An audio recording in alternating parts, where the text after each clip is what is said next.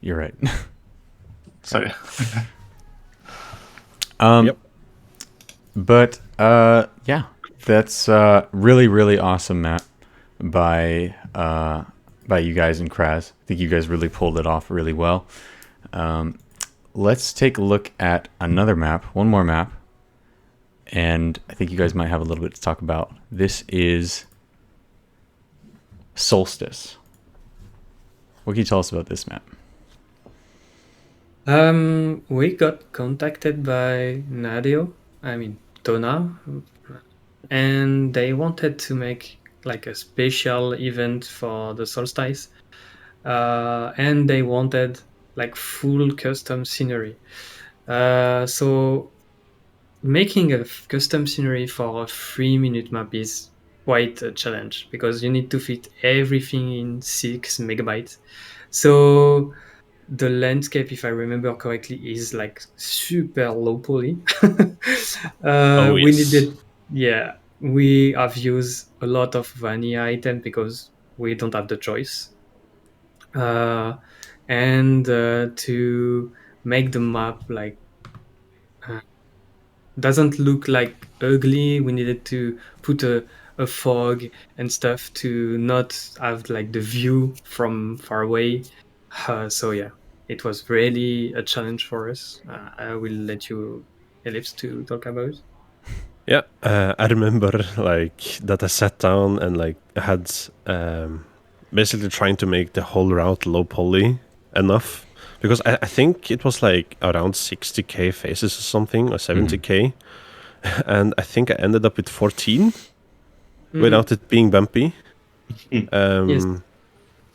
And only that took a lot of time, and then like the landscape, trying to like think of a good topology, basically what you can, like how low poly you can make it without it looking like real bad, especially with the shading and such that TrackMania engine has, and like the shadows where the sun is, everything. So we kind of wanted to make like each section, because we have like 3 different sections, I think. No, wait. We 4. have the dirt. Yeah, 4. We have the grass and tech section. We have the dirt and ice, and then the cave section with like the plastic. Yeah. So basically wanted them to kind of look different, but also still don't look out of place, which is also kind of hard. But I think we pulled it off quite well, to be honest. I think it was maybe the first time NADEO like requested something that is fully custom like this. Right. If I remember correctly. Yeah. Because that may be true. because now we have the TMWC stadium, we got a Neo Cupra. So I think like it's something that NADEO want to like to bring to TrackMania, like more like fully custom thing. Yeah. I think it's definitely, I think that's a good point you make there, is that historically, at least, NADEO has kind of stuck to the vanilla-centered approach due to them wanting to, guess, showcase the vanilla aspects of what is available to people in the game. But I think it was a great pivot to integrate a project that was fully custom, and incredibly impressive that you guys were able to pull it off in terms of the file size limitations. Because I'm sure something like that with less experience or earlier on in your guys' Blender careers would have seemed almost insurmountable. So I think it's fair to say that it was a pretty incredible accomplishment that you guys were able to do that. You mentioned that you were contacted by NADEO specifically to do this. This would not be the first nor the last time that NADEO has contacted you guys for help with stuff. You guys got involved with TMGL a little before TMWT started. Can you tell us a little bit about just how that started and how you guys first got involved? Yeah, basically we got contacted together with Florentius, the amazing scenery guy who did the Neo Cupra maps. Basically for the last World Cup that I had, basically they wanted to have each map representing like the capital or like a major city in each of the countries that they have chosen. I don't remember all of them, but like for example, Sydney, New York, we have Paris, we have London, I think it was Berlin, and basically making buildings that kind of represent these type of cities. And I don't know, it was a kind of a challenge to make some of them because some of them are quite complex. Looking at the Opera House in Sydney. Yeah. And also you need to think, okay, this is like custom, but you need to make those items in a vanilla style because they will be integrated into a vanilla scenery. Right. Like it's like, if I remember correctly, World Cup was vanilla scenery and there is some items on it, like Right. Paris item, Berlin and stuff. So yeah, it was quite a challenge also. So and the biggest challenge I think in this project was like the monument stuff, like you said, Ealipse, the Sydney thing, the Yeah. the Tour Eiffel and etc. To make it Yeah. like look good and low poly also because the map was already heavy due to the custom blocks in it. So yeah. Yeah, true.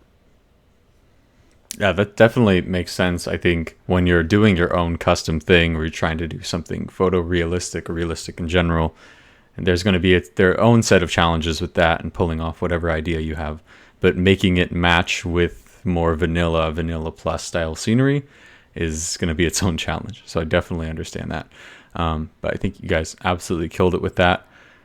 That was your first kind of foray into the TMGL circuit, working with NADEO and that type of stuff, correct?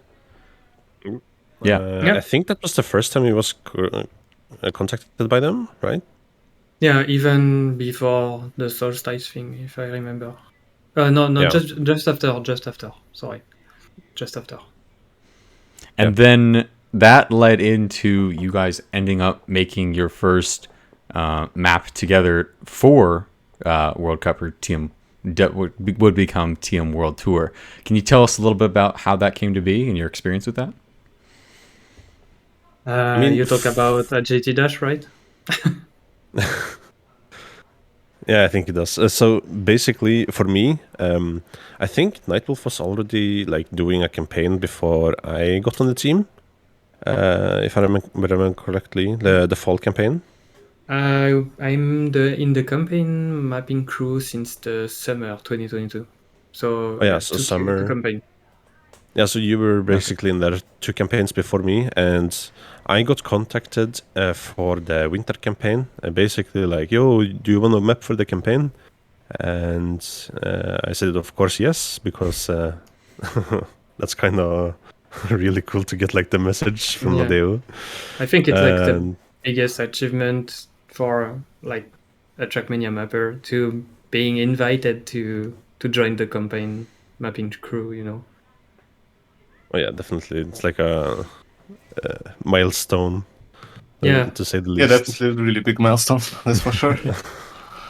And so basically from there, some days later, I was like, I got a message again saying, yo, you're already on the campaign, but do you want to map for the upcoming TMGL, I think it was called then, or even World Tour. I don't remember what it was in the message. I think but it was around the time where they were changing the names. Changing the formats and everything. So I got the information that was gonna do it with Nightwolf since it was the first time for both of us, and since then we have been a duo. For NADEO, we are always a duo. I don't know why. Yeah. But like the process mapping for TMGL is like completely different than mapping for campaign, right? It's like two completely different things. Or no, it's similar at some point. I would not say it's different, but yeah, I would say it's quite similar, to be honest, with the campaign. It's like not the same level of like the level of the track is not the same, but like the restriction and stuff, except like custom block, are almost the same, I would say. Well, Okay. you can use like vanilla plus blocks we've seen plenty Yeah. of those in the Yeah, competitive even maps. waypoint transitions now in Right to me. TMGL tracks. So. And that was going on even before Team World Tour, correct? I think we saw a couple of those in some of the later TMGL seasons. We saw some No, I mean like the biggest platform difference extensions. is we can use custom block in TMWT. That is the biggest difference for me. But like the mapping process is the same for us with NADEO, like with feedbacks and stuff, you know. Okay. Yeah, I mean, especially with the feedbacks, but for the TM World Tour, we have also the identities, which is like another part of the mapping process in of itself. I mean, for the first stage, we got identities from the mapping contests, and yeah, Yeah, it was we kind got of cool.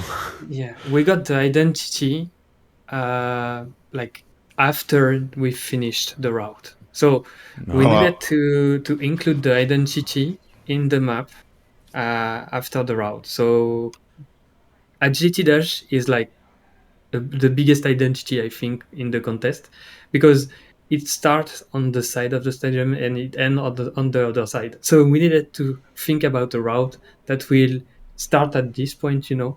So we have changed like maybe 20 seconds of the route to fit the identity in the Oh map. wow, okay. Yeah, So and if I remember correctly about Agility Dash, we also was almost making it an endurance map first because we yes. had to like remove 30 plus seconds, and it's Yeah. still the longest ever. That's really Yeah. interesting. What Well, would at you? least you don't have to worry about multi-laps nowadays, because like imagine you also would have to put the identity, but then you would have to come back to the start and make it work with multi-lap. Now at least we don't have that. I mean, maybe not at Yeah. least. I don't know. From in terms of like, I don't know. I can't say anything about the tournament itself, how fun it's to watch with multi-laps. But in terms of mapping, it's probably easier to not worry about multi-laps. Yeah, and I Yeah, think like for stage two, it was more difficult for us because we needed to think about an identity, and it's more complicated that like we was planned before. So because you need to find something really cool to watch as a spectator, so no upside down thing and stuff. You need to think about something original that was not made in TMGL, and it need to be also like spectacular, you know, really amazing to watch. And you need to think also that is the part where the pro player will maybe clutch the game, you know. Right. So your identity need to be really consistent to play on, but really risky at the same time. And it's really like the it's really really hard for us to think about that. Oh, definitely. Yeah, I totally get what you mean. There's lots of different things that come into play with having a good identity, and yeah, finding that balance can definitely not be easy. So I commend you guys for doing that. And yeah, I'm sure it takes a lot of iterations, a lot of trial and error to make it work. Can you Yeah. tell us a little bit just in general about, aside from the identities, just mapping for pro players? Like, that was definitely your first time for both of you doing that type of thing. How did your philosophy in terms of building those routes change with mapping for pro players? Good question, actually. yeah. I mean, we're Um, kind of used to that though, like both from the TOTD standpoint, I guess, because when you're making like as people say, the TOTD like style of routes, you want it to be featured in the track of the day, but also it's going to be played by all the different divisions of players. So like both good and like probably new players. So I mean, sometimes when you're mapping for the TOTD, it's like you kind of have to restrict yourself with like the kind of the wicked stuff, and like really the difficulty of it kind of needs to drop down a bit. But for the competitive mapping, I think we did more like stuff that Crazy stuff. is more crazy stuff. Yeah, Stuff that probably wouldn't Ice be like 360 not gonna work on TOTD, right? Like the spinning. Yeah. I mean, Yeah, that's Borba true. spin was TOTD. yeah, more for spin. So- True. But But- remember that also had a second route though. So Yeah. Yeah, Frosty true. was like quite like complicated to build because ice is really like powerful when you are fast on it. Like you can gain two seconds easily on ice. So you need to think about that when you build something for pro players, because TMGL is all about, okay, there is the map and there is the identity. So basically, if you watch TMWT matches, it's always like before the identity, there is 1 second gap between the players, or maybe less, and the identity is like the part that they need to went like all out, Right. So you need to build something that is difficult, of course, but not that hard, because if you train it for even few hours, you will drive it consistently, This is the biggest challenge, I think. yeah, But true. they Because also have all these tracks now in matchmaking rotation, Yeah, right? also. I mean, different version, slightly different version, but still, so you have to consider for that as well. Because, like, yeah, if it will be too hard, then probably in matchmaking it won't be that fun for average players. That's true. So that leads to another question. Because of the matchmaking system and because of that overhaul, we now have the easy versions of this map, which was not a thing before Team World Tour. So did you guys adjust how you were mapping the main maps to account for whether or not you could make it easier? Basically, we always build. I mean, for us with Ealipse, we always build the hard version first. Right. So Yeah. it's more easy to modify after. Right, but Yeah, I'm I saying, mean- would you find yourself mapping the hard version and realizing like, oh, this will be really difficult to make it easier, or did you find it like, I'll just map it and I'll figure out a way to make it easier later on, type of thing? Yeah, it was kind of the latter. Basically, because some parts just like, especially with the jump with the nose steer on Frosty, I basically just placed a ramp instead and removed, because from playtesting ourselves when we were mapping, we kind of noticed which parts, since we are probably not like a pro play level, let's be honest, we kind of see where we fail and see what part of the route is like, yeah, this is gonna be way too frustrating or way too hard or something like that for matchmaking.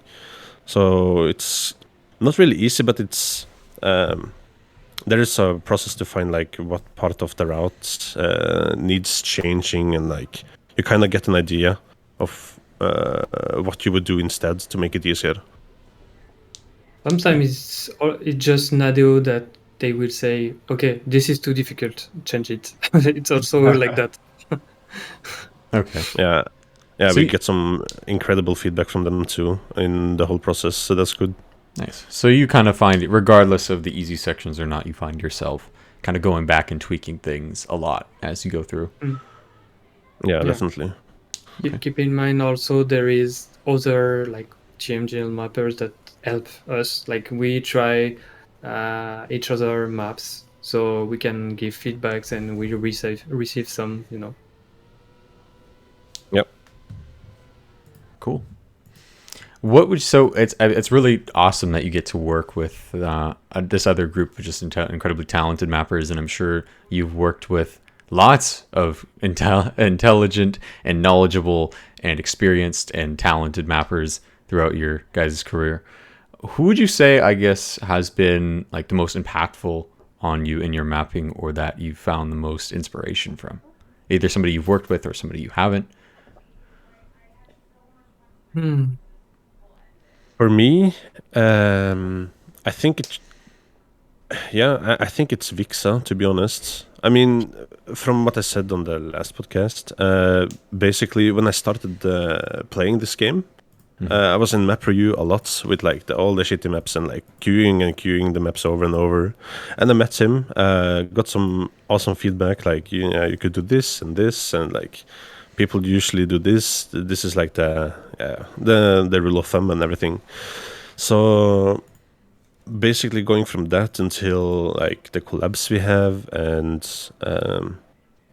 basically just helping, always being nice and such. I think he has been a really big impact on like at least the introduction to the game and like the For me, I would say also Vixa is a good source of inspiration. Also, for the competitive style, I would say on my side, it was Kisla mainly.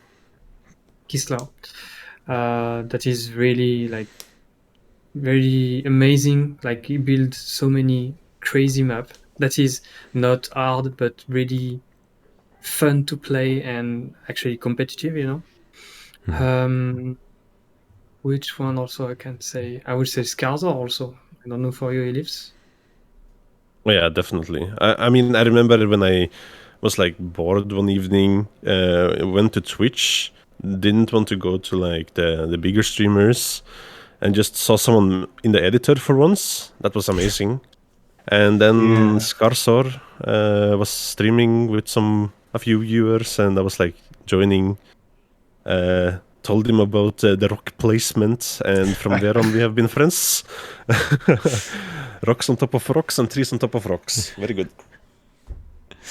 Yeah, I think there's definitely the map editor community on Twitch is significantly smaller than the playing community. So it's always cool to see people editing their maps. I know for me personally, and I'm sure lots of other mappers feel this way also, it's kind of nerve-wracking or just uncomfortable to stream the mapping process because you feel like somebody's looking over your shoulder while you're trying to put something together, and so it's really cool to see people that don't have as much of those inhibitions and can kind of show that process, because it's just always interesting to see how other people are mapping and just kind of throwing ideas out there and backseating their own mapping and stuff. Sometimes you can stay stuck like on something for 1 or 2 hours because you are not happy with it. So maybe that's why also it's quite hard to stream mapping process. That's true. It can be a bit boring because like you're sitting on the same like transition part for like 2 hours and like you don't know nothing to comment here. I'm just trying things, and then you're like, oh yeah, it works, and then after like half an hour it doesn't because your line is different and you have to redo it again. Can be a bit boring. Yep. True. That was that was the case for Frosty like recently. We spent like 3 or 4 hours to just fix the entry to the identity. Yeah, true. Just trying to get into the correct speeds so you don't overspeed entry for it. Yeah, slide out and stuff. Yeah, true. Even though it says reactor ice slides, it still kind of fucks with the gears. I mean, we end up with a no grip, so yeah. True. That's, I think, all those people you guys mentioned in terms of Vixa, Skarzor, Kisla, definitely all really inspirational mappers to a lot of people, and I think for a lot of people have shaped kind of their own approach to mapping over time. I know you guys have gone through a lot of different changes in your mapping styles, a lot of different focuses over time, whether it's with scenery or route mapping. What would you say, out of all the things you've done, are like 1 or 2 projects that you really remember fondly in terms of the ending project or working on it in general, like something that's really you like, dang, that was so much fun, that was so cool? I think for me was my first campaign, like not campaign, but like my first free map for the summer campaign. That was really something new for me because I knew that those maps will be played by a ton of people, and it need to be beginner friendly and also untable like never, you know. And that was like the biggest challenge for me because at first I'm a scenery mapper, I would say, but since like 1 year or maybe more, I'm trying to improve my routing skill because it's also part of the route, like the mapping process. So you need to build a route to be fully accomplished, I would say. I don't know how to Right. explain that, but you don't just want to make scenery basically in TrackMania.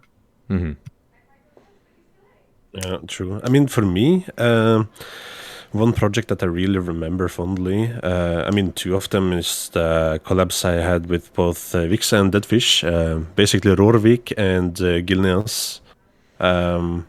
Both like trying to get. So for both of the maps, I had like the scenery laid out, I had some assets, I had some basically inspiration, like concept art and such. For Rorvik, it's basically based on a Norwegian, on a Norwegian countryside with a ferry crossing. And I kind of wanted to have this like, oh, you need to, the main road is closed and you need to take like the grass routes. And that fish at the time was like really into the speed fun grass mapping. So basically asking him like, yo, you need to go like kind of like this and this and this type of speed. You need to end with a jump or something that has to be do. Imagine if it's a ferry, you need to like jump off the harbor into the ferry. And I think we managed to do that pretty well.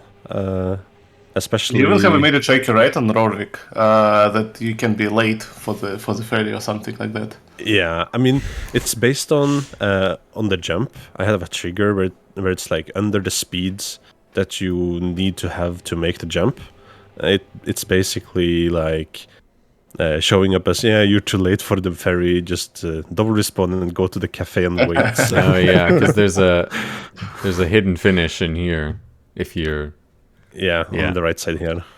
And if you look on the right, I think it was also like a not a video collab, but you can see some maps that Skarsor made Gengar. and me. And I think on Horizon Vista you have like a poster of Rorvik. It's like welcome to the multiverse. Just cross pollinating, the multiverse of maps. Yeah. Well, that's really cool. I think that map was super sick. I mean, having the campaign, having TM World Tour, having TMGL, it's just all such cool stuff. You guys have had incredible careers, and I know you guys are definitely not done. You got lots of cool other things coming out. Does either of you want to take this opportunity to tease or shout out anything that's coming out soon? Oof. I mean, I can start if you want. Yeah, go for it. At least. We talked about Borpaspin. I know it's long-awaited, the successor, but I'm working on it, just really slow. And yeah, also some other stuff, but I think it's Nightwolf's turn now. No, actually I don't have like big project at the moment because like with NADEO stuff and my real life stuff, I don't have that time now anymore. But I have a map that is coming with the Lakadal guy. I think there is a tweet about it. Oh yeah, yeah, a little teaser. Yeah, and basically it's a map where I don't care about people that using skin mark again, because you need a mod. I have tried to imagine some stuff, like for example there is a custom skybox, custom item with texture animated, etc. So it will be a cool map. I don't know when it will be finished, but yeah. Yeah, what I usually do when it comes to the skids, just add it into the mod and people will be kinda happy, I guess. Even though, I mean, yeah. So they don't need to like be fully despair when they play the map with mods. Cool. That and shot looks amazing, man. Yeah, I can't wait for definitely. this map. this is going to be really, really, really interesting. So can't wait to see this. It take too much time. But yeah, so cool to see what you guys are doing. Really stoked to have you here with us. I have one more question for Ealipse, actually, specifically because, first of all, Ealipse, congratulations on joining Waypoint Academy. And I have a question. What do you expect from it? Like, why did you apply, and what do you expect to gain from this course of? Okay, to be honest, in the application that I have, we basically got like the question for exactly the same question, kinda.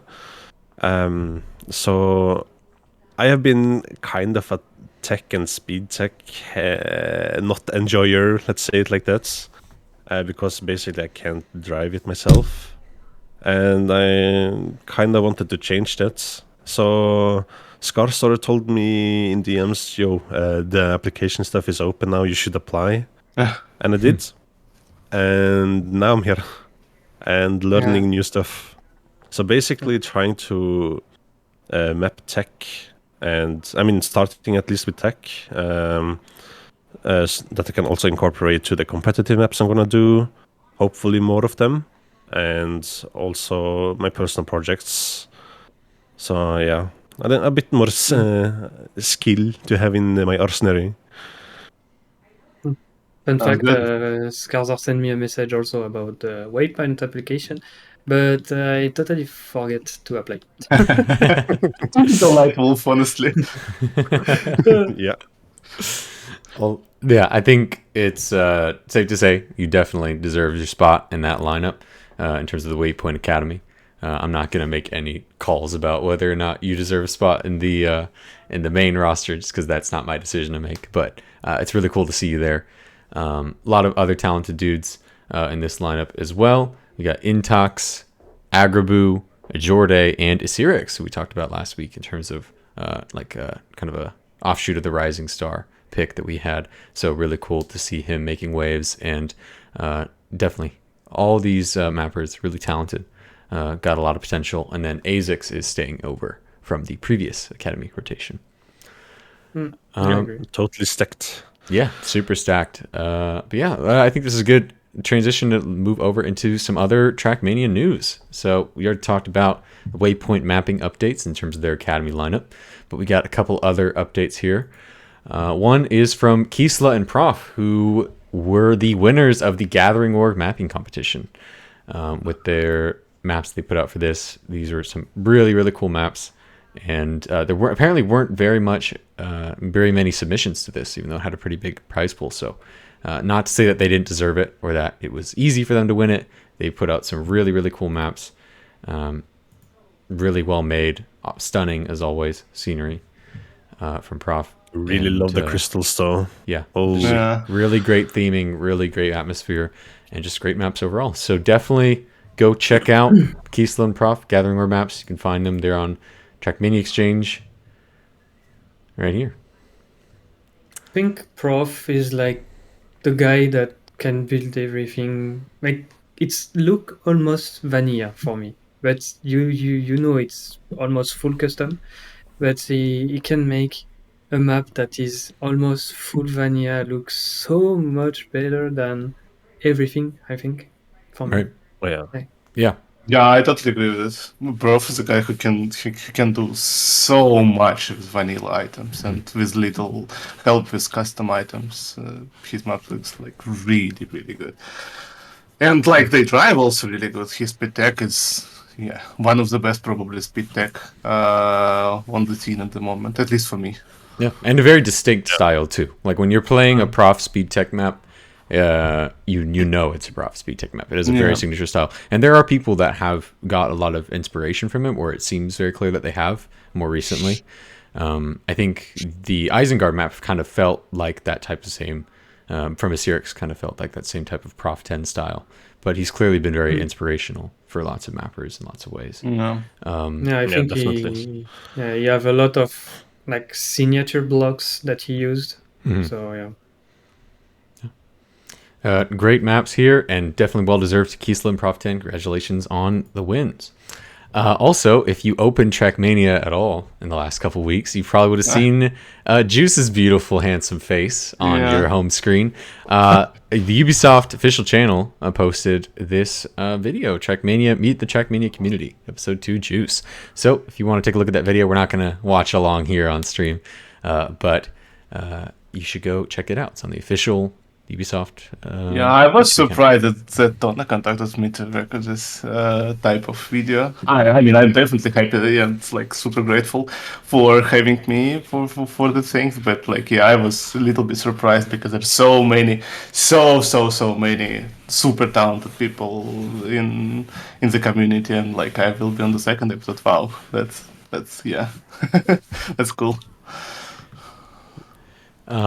Yeah, I think it's definitely, I definitely get that feeling of feeling surprised to be reached out to, but I think it was I wouldn't have asked for a better person to talk to in terms of just impact on community and stuff. And we'll talk a little bit more about some other items and I guess just announcements about community stuff and the awards in a little bit. But for some other mapping news right now, we have a couple of different announcements related to community campaigns for the spring, because both Birdie and SBville both announced that they're making full campaigns kind of as offshoots of the spring 2023 campaign. SBville is doing his own 25 maps that are all his routes with some other people helping out with scenery, and Birdie is organizing another like vanilla centric campaign escalating in difficulty, 25 maps, but not just him. He's also working with Lackadol and some other mappers. Apparently I don't have the full list, but I talked to him briefly and he's got a couple other mappers that he's helping him out with routes and scenery. So definitely some cool stuff coming out from these guys and just something to look out for on the horizon. And that leads us into, I guess, the other announcement for one of the pieces of news is that we do have a new campaign that these things are kind of shooting off from. And does anybody want to start conversation about it? We don't have to talk too much about it, but just any thoughts about it and kind of the general reception? Well, I have not super popular opinion because this campaign is super controversial, and a lot of people were like, "It's not good. It's boring. It's not fun." But I actually quite enjoyed playing it. It's not like okay, so yes, it's boring. There is like not a lot of GIFs, not a lot of different styles. But from other hand, as a campaign in general, for me, it's not the worst campaign, definitely, or at least it doesn't have some tracks which I personally hate from previous campaigns, like. I'm not going to go into details. And overall, I kind of enjoyed the campaign. I played all of the tracks. I don't think I got 80 on all of them yet, but I got like definitely gold on all of them. And yeah, apart from couple of tracks, no, the whole campaign, I don't know. It's fun. It's fun. I enjoyed it. I played matchmaking a bit. I enjoyed matchmaking playing on it. Yeah, some tracks can be a bit boring in matchmaking because like the time difference is not that big as it wasn't some like previous maps, but still, even that is not a problem. I do like playing matchmaking without crashing, and especially due to the fact that we now have TMGL or like TM World Tour maps. When you progress to green, right? I think when you got to green. Masters, I think it's called. Masters, you start playing TMGL maps, I mean TM World Tour maps, and before green having this campaign, I don't know. I kind of like it. Obviously, we can't talk about like the goal and stuff about this campaign, Right. but yeah, it's different. It's really different from the other one. I don't know how to explain that, but at least we have tried to make something good, and especially for beginners mainly that have like 0 hours on TrackMania. That's the main like goal of this campaign, I would say. So yeah. Yeah, I think basically a different goal for the campaign that we tried to fulfill. I think there's definitely it's fair to say, even without any other insider knowledge, there's been a lot of general consensus that this was created with different goals in mind than previous campaigns, and I think that's a lot of what was lost in translation. I guess a lot of people kind of went into this expecting more of the same, or an escalation of what their previous expectations were in terms of difficulty, in terms of complexity, in terms of length of the maps, and all these things, and so. It was very unexpected and very disappointing for a lot of people, and I understand those feelings definitely, because people want to have like things of more what they expect, but at the same time, I think the TrackMania definitely campaign this had a little bit of a different direction, but I do have one more argument about it. Like in general, this campaign is only for 3 months with us, right? So like, for these 3 months, people who like tech not gonna get their like personal style represented in the campaign, and I understand this frustration. That's totally unfair to like some special styles to be ignored for the campaign not being represented, especially for console players who wanna play a lot of this campaign, because this will be their first campaign, and we're gonna have like wave of new players. I agree with that, but from other hand, this campaign is only for 3 months with us. So like in 3 months, we're gonna get a new campaign, and like I think it's fine if NADEO would like to experiment with their campaigns a bit and try that, try this, because again, this is not the campaign for TrackMania Nation forever, like for TrackMania Nations in general, which will be with us for like next couple of years. It's only 3 months, so I don't know. Like I do understand why it can be frustrating for some people, but from other hand, I don't think there is like all the hate we see in Twitter for the NADEO right now because of this campaign is like that deserved. I think it's fine to have something different for 3 months. Why not? Yeah, I think like people are trying to every time compare like track difficulty with TOTG. It's not the same thing. If you want more like difficulty, you have like like 100 of track that you can play with the track of the day thing. So you can earn those medal also. Campaign is made, I think, for like a specific time period, like you said, Juice. If like TrackMania it's released on the console, I don't know yet the date. Maybe on this campaign. Yeah, that's normal. That the map are really simple to play on. Yeah, I think you have a lot of things to do on TrackMania. You have the track of the day, you have club thing. You can also create your own track. You can play, I don't know, previous campaign also if you don't haven't played them, like get all the autos and stuff. So yeah, I think focusing on just 25 track for 3 months, it's something. Yeah, I think it's definitely true. Like, there's lots of different available other options to choose from. And while the gripes people have with the campaign, I think a lot of them are valid in terms of just their expectations for it. There are, at the end of the day, other things that people can do. And I think this is just this change is indicative of a lot of things. We know that the transfer to console, not transfer to, but, the expansion to console is on the horizon.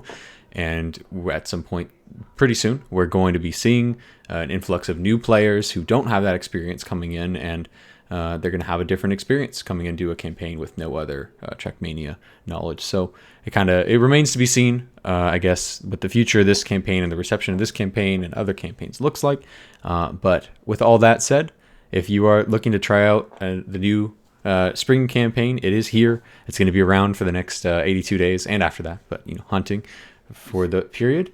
So go check it out. It should be free to play for anybody with any club access or not. You should be able to play it. So, and then on the other end of mapping news, we have the UCA awards, and I actually have not read all of these yet. So I don't know if all of you have read them yet, the results of the awards, but we have a lot of results here, so we figured we'd go through those together. So let's take a quick look at them. So these, for anybody who was not aware, these are the TMX User Choice Awards for 2022.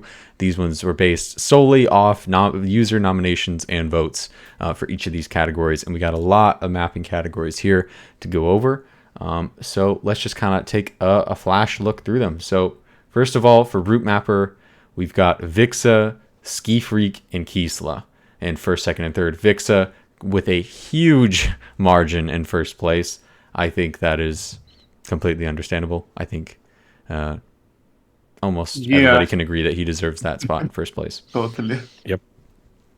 Yeah. We talked a lot about it with Vixa himself last podcast, but obviously the dude had an incredible 2022, and a lot of that was based on his route mapping and in his maps that he put out. So really great stuff from Vixa. Definitely deserves this big win in terms of route mapping, and Ski Freak and Kisla in second and third place. Also really phenomenal route mappers. Very well known in terms of their technical execution. Very, very strong, very accomplished, and I'm sure we'll see a lot more great stuff from them. Moving on to vanilla style scenery. We've got Saffron, Vixa, and Zephus.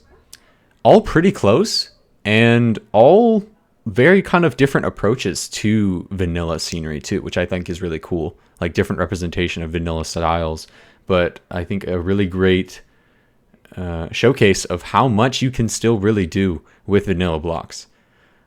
These folks are really strong vanilla and root and scenery mappers in their own right, but they all have very distinct styles, and I think they all definitely deserve these spots. But Saffron coming in first place with the win, she definitely killed it this year. Always a pleasure to see new Saffron scenery and maps. I think that she always just has such a unique approach to each map and kind of pushing the limit of the different types of atmospheres you can build. And I'd say the same thing about Zephus too. Managing space, not just having everything super cluttered, but having a lot of open areas that are filled with more dramatic elements that kind of tie everything together. I think Saffron and Zephus both have a really good sense of that. And how Zephus works with lights is like amazing for me. It just I think it's one of the best like work with lights which I see on vanilla style maps. Mm-hmm. Yeah, and then Vixa, second place. Also just really great vanilla scenery stuff. We talked about it more with him last podcast. If anybody hasn't seen the previous episode of the podcast after this, go check it out. Talked with Vixa, had a good sit down with him, talked about a lot of his maps, both scenery and routes. But yeah, he is not only his own distinct style, but has played a lot with it over time and seen a lot of different variants of his scenery through lots of different maps. So always really exciting to boot into a Vixa map and see what type of atmosphere you're going to get. So moving on to custom scenery mappers, we have Tim, Florenzius, and Ealipse in third place. What do you think about these picks? Very good. Very good. I mean, me compared to both the god himself, the gods themselves, is kind of cool to see, not gonna lie. Ealipse, you're one of them already. That's just, Don't be shy. Don't be shy. I wouldn't consider, Florenzius is amazing. Amazed me a couple of times already with Neocurpa maps. I can't deny that. But in general, your maps are on the level, definitely. Thank you. But the part that kind of blew me away from Florenzius at the start was not even Neo Cupra. It was when he was doing the TM1 remake stuff. Oh yeah.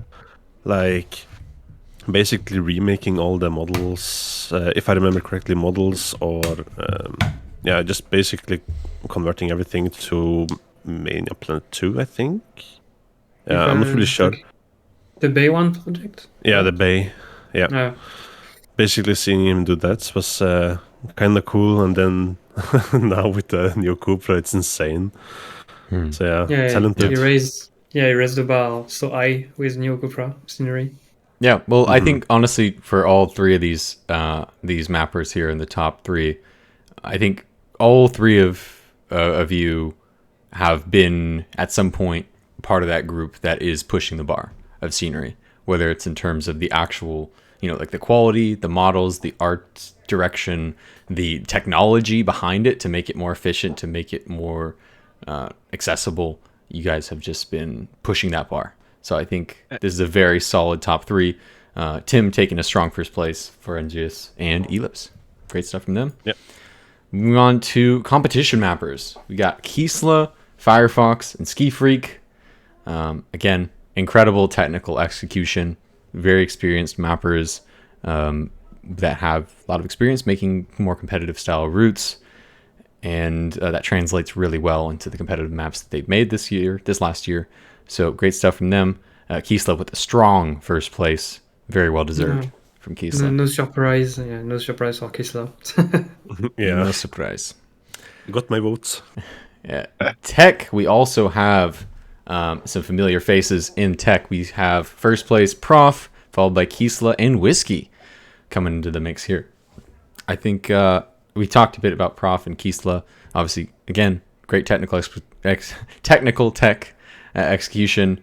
Prof, very distinct style. Kisla always killing it with competitive and tech styles.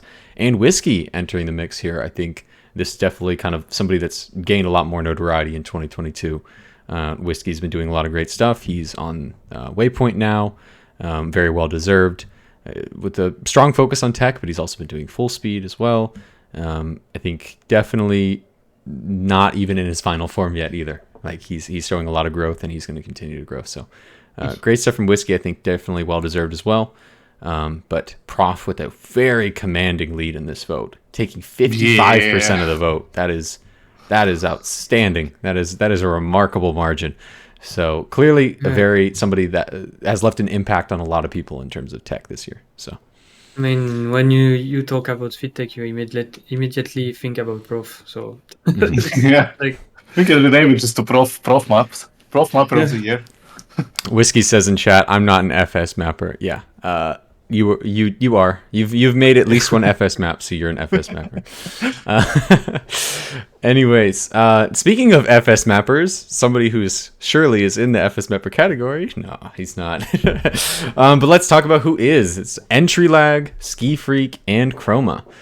Pretty close battle here for first place between Entry Lag and Ski Freak. Both of them made some really cool FS and FS style, FS oriented maps this last year, and even making one together or two together.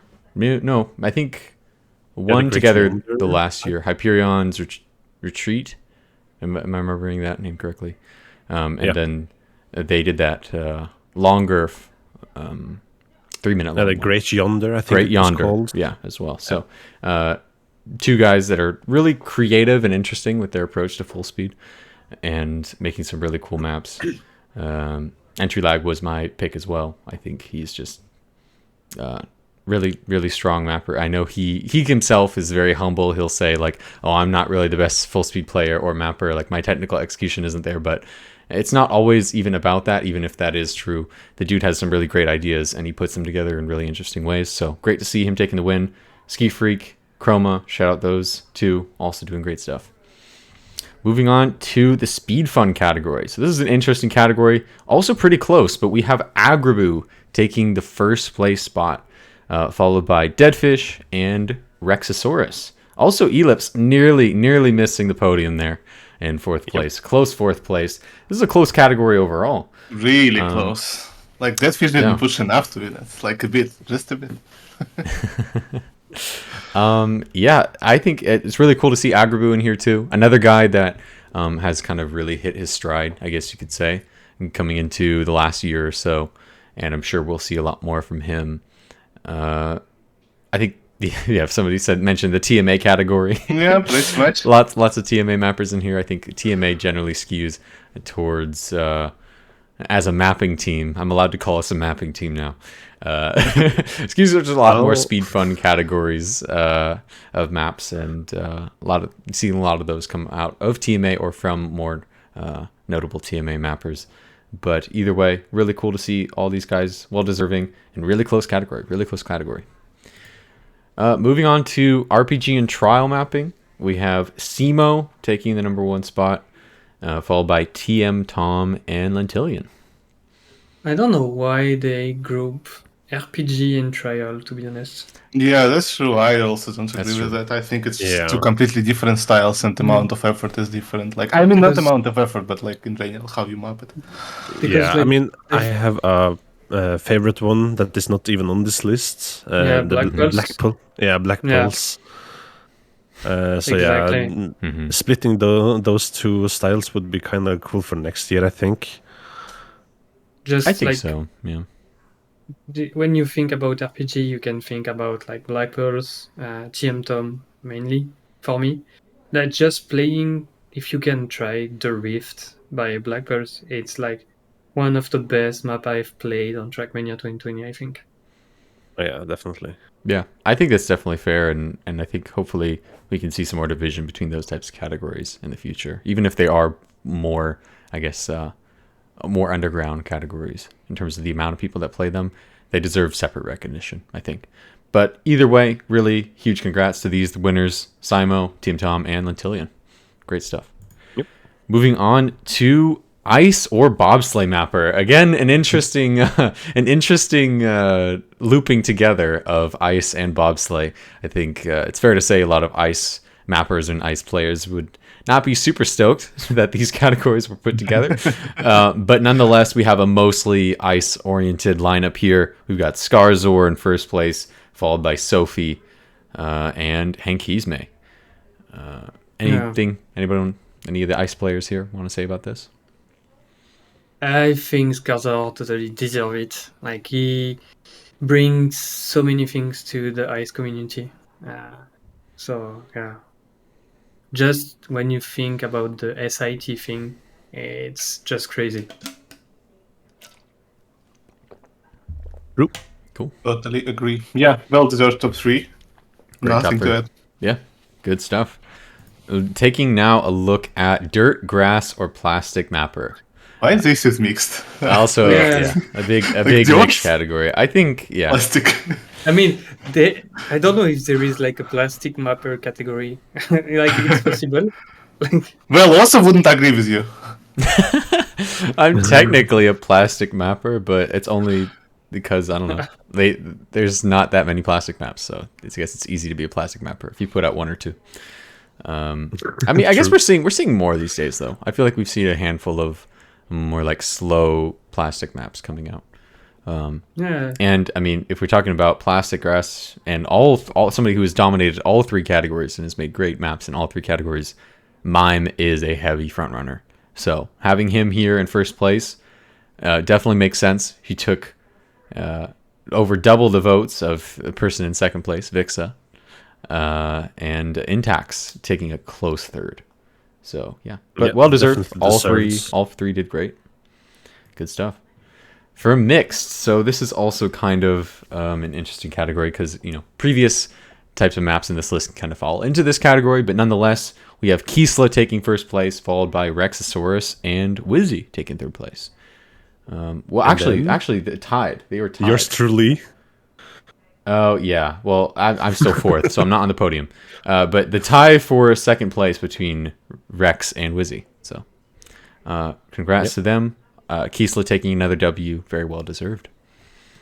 Move on to LOL or Khaki Mapper. Interesting category, probably polarizing for a lot of people, but nonetheless, Simo taking the first place spot, followed by Techie, and then Dragon PNTM.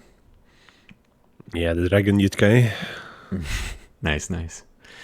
Congrats to them. Moving on to MTC Mapper. This is an interesting category. Not a lot of nominations here, but the clear front runner with 50 votes, 44% of the vote, was Ealipse, followed by Deadfish and Slays. So basically, this the first place here is basically both me and Nightwolf then, because I only made one MTC map, and that was with Nightwolf. So yeah, might as well. Rigged. Yeah, rigged. Yeah, what? Yeah, somebody deleted Nightwolf's name off this list and they just put. Well, I mean, somebody put Ealipse instead of Deadfish on one of the maps. We know that true. at one point. So Ealipse just rigging everything around here. Seems like. Yeah, we just rigging. Yeah, you are a cheater, Ealipse. Moving on to TOTD Mapper. So a lot more spread between the nominations here, but we've got our TOTD Mappers, our top 3, and they are Prof with a pretty commanding first place win, followed by Vixa, and then Spacco actually taking the third place spot. Prof, I think, needs not a whole lot more explanation. He absolutely killed it. Has really just been refining his style and just finding more avenues to really push what is possible in terms of frame rate sometimes, but also in terms of just his style and integrating new concepts and atmospheres. He's really, really doing well. Really kind of coming out of his shell. I think a lot of people were like, oh, Prof is really good at this, and he proved people like, I can do even better. So really cool to see Prof killing it. Vixa, obviously super talented, super amazing maps came out in 2022 from him. Definitely makes sense that he's in that second place spot. And Spacco, he had a lot of maps getting track of the day, especially recently. Yeah, recently, yeah. It's like Sparkle of the day, almost. Yeah. So definitely not a surprise that he's in a lot of people's minds in terms of track of the day mapping. So yeah, I think he have like one track of the day per week or something like that. Yeah. So good stuff. Solid top 3 here. Congrats to these mappers. And then we got Royal Mapper. This one's one of the most lopsided votes here. We got Maverick with a 60% first place, followed by Clover and Blurious. So congrats to our top 3 Royal Mappers. We got Media Tracker. It's the same guys that are like here since the beginning of the Royal game mode. I think. Yeah. It's surprising. It's still doing it. For Media Tracker Maker, we've got MCYC Shadow taking first place with 70 votes. No questions at all. Yeah, deserved. Very well deserved. Followed by Entry Lag and Juice taking the third place spot. So another person on the podcast rigging the vote. Just kidding. Congrats to these 3. Entry Lag also with a pretty solid second place here, aside from the commanding lead by Shadow.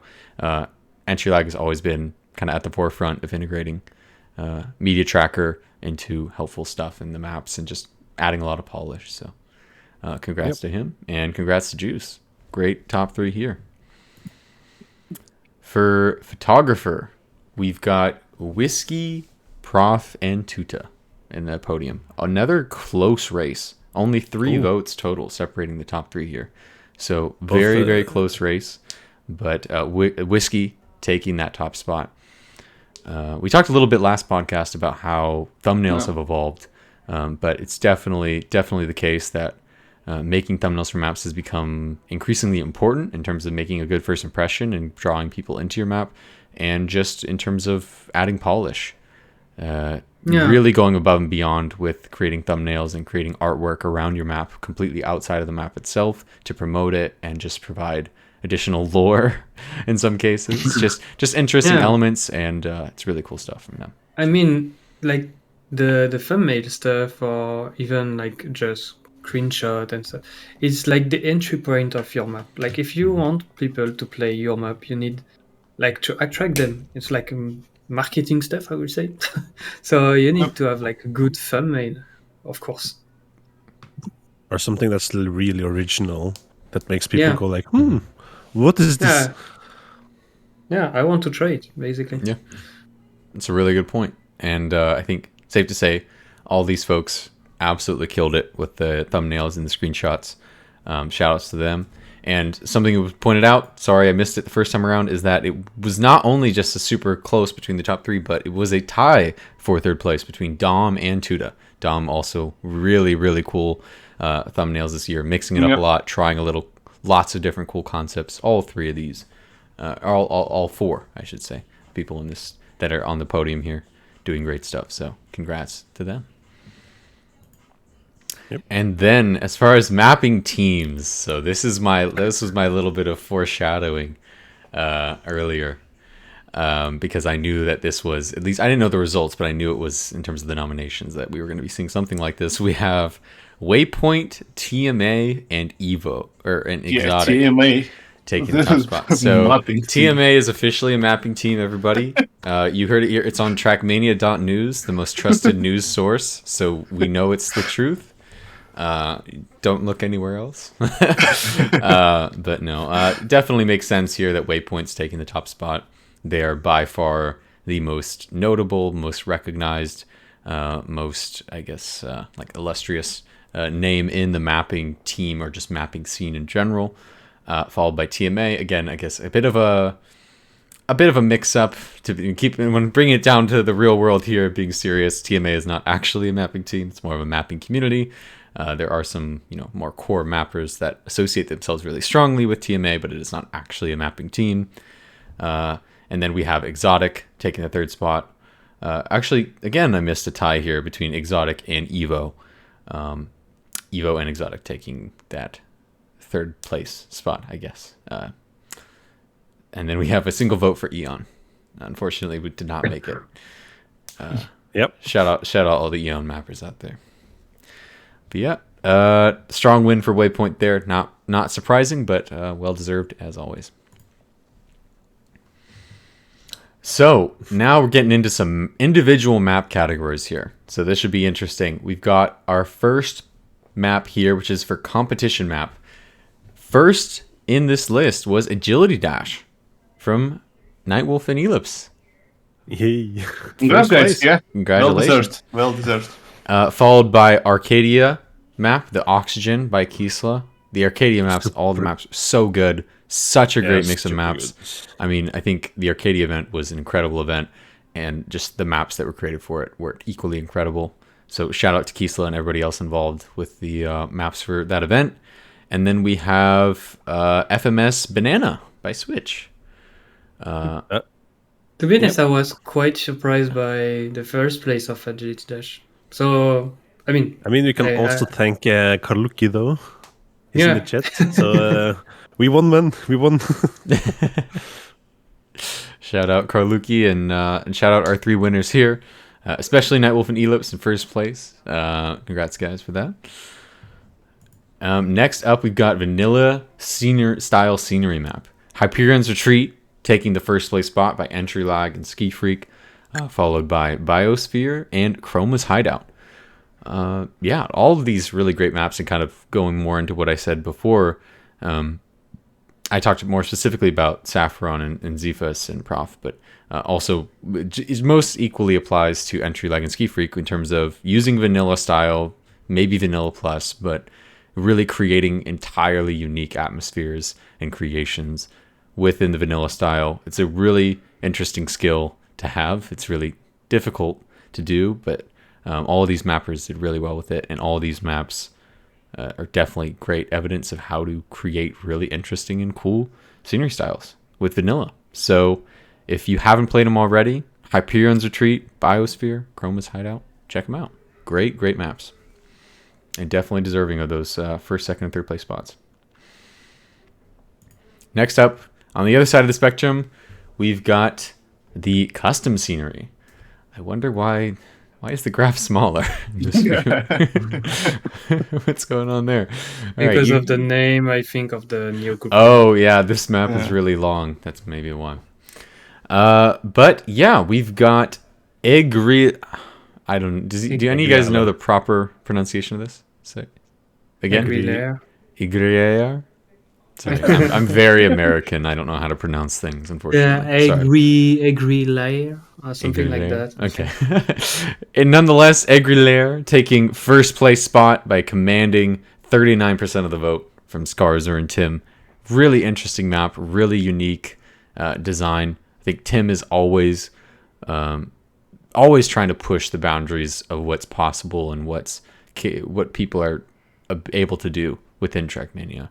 And this map was definitely no exception. So great stuff from those two. We've got the Neo Cupra Curvas Verdes by MCYC Shadow, Poupette, Florenzius. And I'm sure a host of other people that worked on that. In terms of the scenery, this is kind of probably just alluding to that district in general.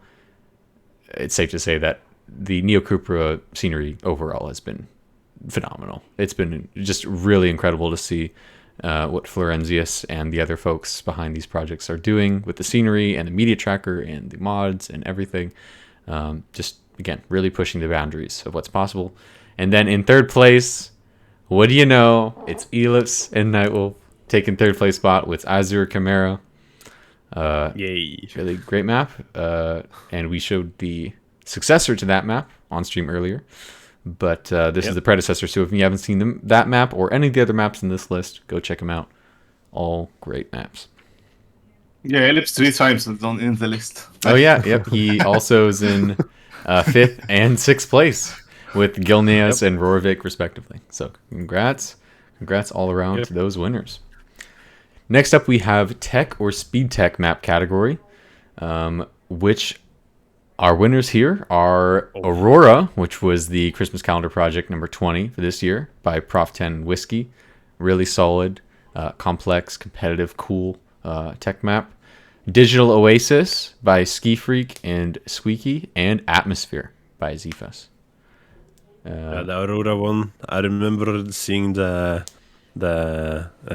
item in the sky there, the Aurora. Amazing.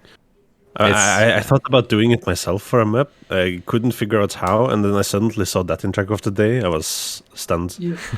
Quite sad that you don't see like the Aurora like often in the map because it's like almost indoor, if I remember correctly. Yeah. It was really good. Good maps, Cam 7 map. Yeah, great maps. Obviously, great scenery, great atmosphere, and I mean, all of these maps. I think a lot of people also are remembering their scenery, but routes by themselves, in terms of just execution, great routes, great maps altogether. Go check them out. Aurora, Digital Oasis, Atmosphere, great tech maps. Next up, we're going to full speed maps. Whiskey is not on this list, unfortunately. But we do have Hyperion's Retreat taking the first place spot.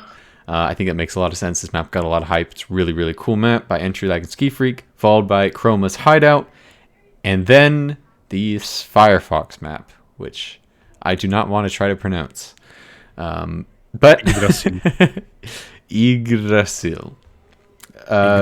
Yeah. Taking the third place spot. Pretty commanding lead from all three of these maps in terms of how people like them.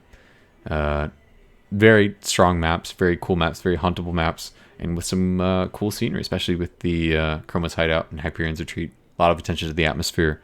Just overall, really cool maps. Definitely some tricky stuff in there too, especially with Hyperion's Retreat if you want to take the risky route. So. Oh yeah, true. If you haven't checked out any of these maps, go ahead and check them out. Great stuff. Congrats to these full speed mappers.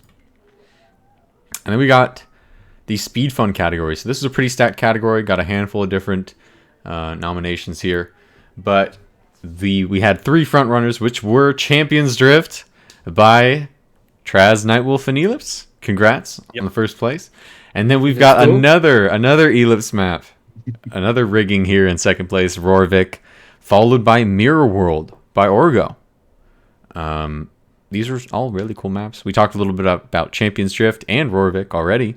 And Mirror World was a really cool map, having everything flipped in terms of the scenery and the atmosphere, and kind of a cool speed fun, speed tech route. I really enjoyed that map. Great atmosphere. Another great use of space from Orgo. Just really cool map overall. Also, another thing for that, the route was also flipped. Just so you know. Yeah. It was quite insane. Yeah. It made it work. Yeah, it's a really cool style. I've always liked that type of concept in general. One of my first maps was a flipped map where I put the ceiling, like the 100% of the map was flipped. I just always thought it was a cool look and really cool ideas. And I think what he did with the lighting was also really interesting too. Yeah, really great map overall. And all 3 of these maps, go check them out. Champions Drift, Rorvik, Mirror World. Congrats to the winners. Next up, RPG or trial map. Again, we've kind of mixed in the RPGs and trials into the same category, but nonetheless, I think this makes a lot of sense because it got a lot of attention, and that is Deep Dip taking first place, taking over half of the vote with 78 votes, followed by Titan, which is the trial by Simo, and then Cube Raider by Saffron, the MTC map that she made, taking third place. Cube Raider is amazing. I mean, all the maps amazing, but Cube Rider, all this camera work and stuff, really, really, really solid work. Yeah, Deep was like one of the biggest events, I think. Yeah. Seeing streamer trying to reach the top it was really crazy to see that.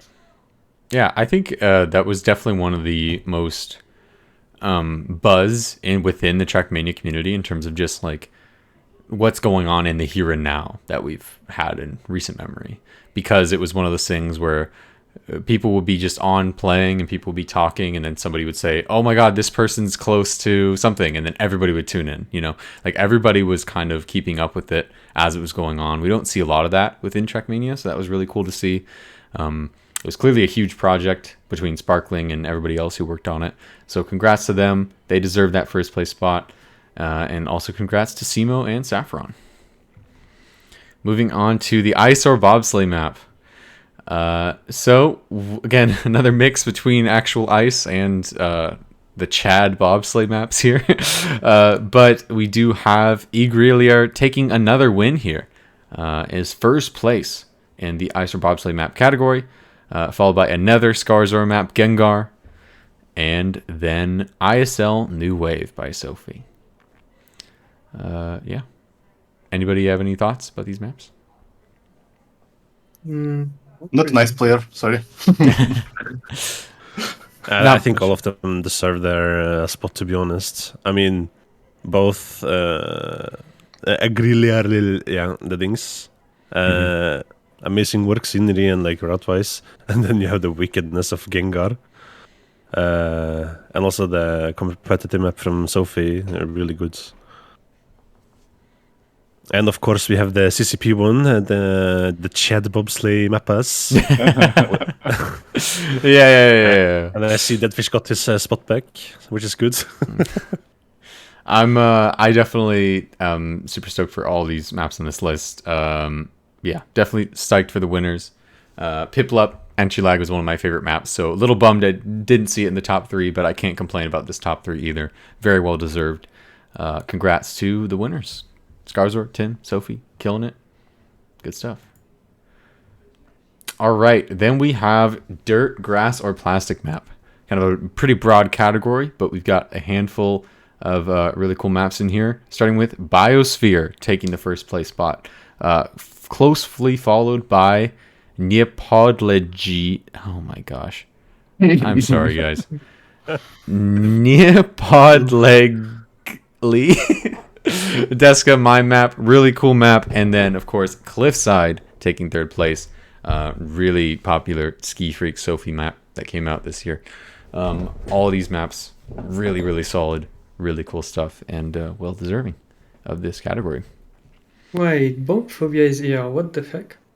I mean, it had some plastic in it, so. Oh, yeah, true. All right, going into the mixed category. Again, might see a lot of people might have thought a little bit of crossover from previous categories, but nonetheless, we have Gilneas by Ealipse and Vixa taking first place. Very well deserved. Really, really cool map. Great atmosphere. Great route.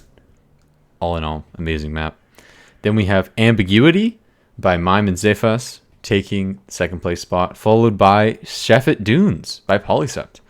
Another mapper that really kind of came to form this last year, 2022. Shout out Polycept. I'm sure we'll see more of him soon, but he actually tied with third place with Dead Fish and Agraboo. 2 eyes there. Not to be confused with regular dead fish. Or ribfish. Or ripfish or backfish. Or sushi. Forget Me Not by him and Agraboo. So, very well deserved. All these maps are really incredible. If you haven't checked them out, go check them out now. Gilneas, Ambiguity, Sheffet Dunes, Forget Me Not. Congrats to the mappers. In the LOL or Kagi category, a close race between the first and second here. Kaki Reloaded number 153 and Kaki Reloaded number 159. I'm not a Kaki player. I can't really speak to either of these two, but... Wait, isn't the Adalonter track the one that got so much recognition on Twitter with like the screenshot from the scenery he did? Like the full default scenery, which was like free blocked. Yeah, the one with like the giant downhill. Is that the one? Yeah. Yeah. Okay. Yeah, I have seen so. that one. Yeah, that one is very, very cool. Just in terms of scenery and a really clean concept and stuff. Really, really cool looking map. And then definitely Calculated Reloaded, like we said, number 159 by Bird. And then third place, running it out, is Another 2 by Slopew. So, yeah, congrats to these top 3 in the Lawler Khaki category. Pretty even vote all across the board here. But those 3 edging out the podium. Moving on to MTC. The winner here was the MTC Solstice by Ealipse, Tona, and Nightwolf. More W's for Ealipse and Nightwolf on this board with over 38% of the votes. Followed closely, no, not super closely, pretty good margin by Cube Raider, by Saffron. We already talked about that map. Great map. Really clean execution there. And the Fractured Identity map by Ski Freak, Entry Lag, and Zefus. All these great entries to this list. I think really well deserved. And congrats to the mappers in the MTC category. Moving on to TOTD map category. We have Hyperion's Retreat taking another definitely well-deserved first place. It's definitely interesting to see it in the TOTD category here, just because I know a lot of people struggled with it in TOTD because of the risky routes in terms of the cup. But as far as just the quality of the map, incredible quality map. Followed by Bonkphobia by myself and Nightwolf, taking the second place spot. It's interesting. And then E. Grillier. I'm sorry. It's a great map. I'm happy to talk about it. I just can't say the name for the life of me. Apologies, Tim and Skarzor. Taking the third place spot. Very well deserved. Really, really cool map. Yeah. Anything anybody wants to say about these maps? When Bonkphobia 2? Yeah, true, actually. Actually true.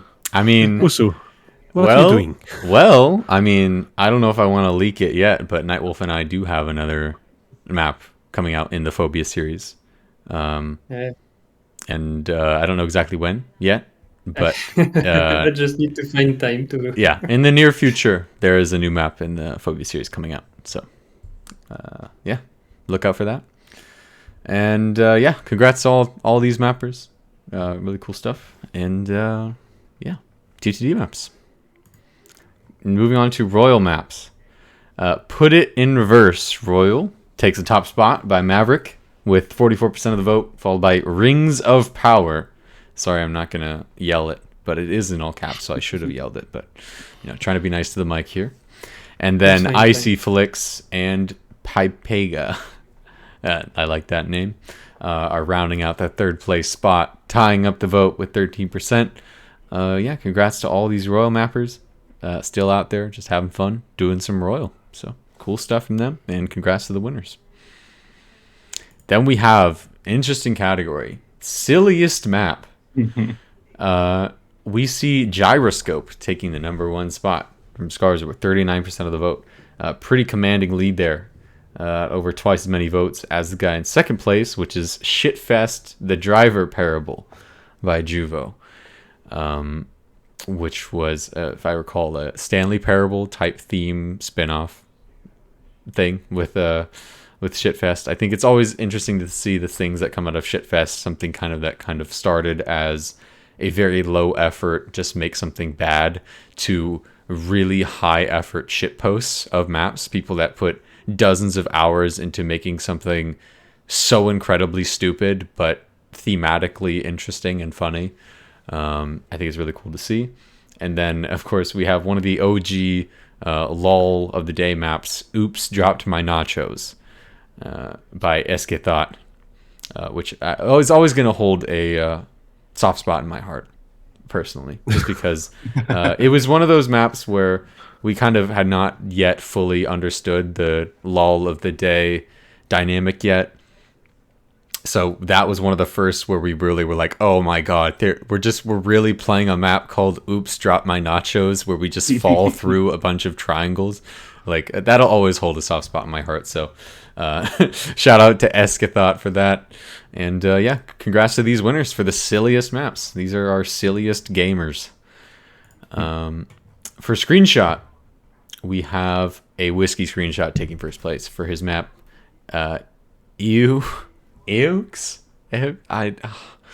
Something. Yeah, this one is amazing, by the way. Yeah, I'm going to pull it up here really quickly so y'all can take a look at it. But yeah, really great screenshots. from all these mappers in this list. Oh, that's not going to limit it down, is it? Yeah. Oh, too much French. Yeah, too many French mappers. Names. Yeah. But yeah, just the amount of effort that goes into making something like this is just unimaginable. It's just so cool to see this much effort for just, a map that is otherwise pretty simple, pretty straightforward. Not that it's bad or in any way, but just overall a simple map.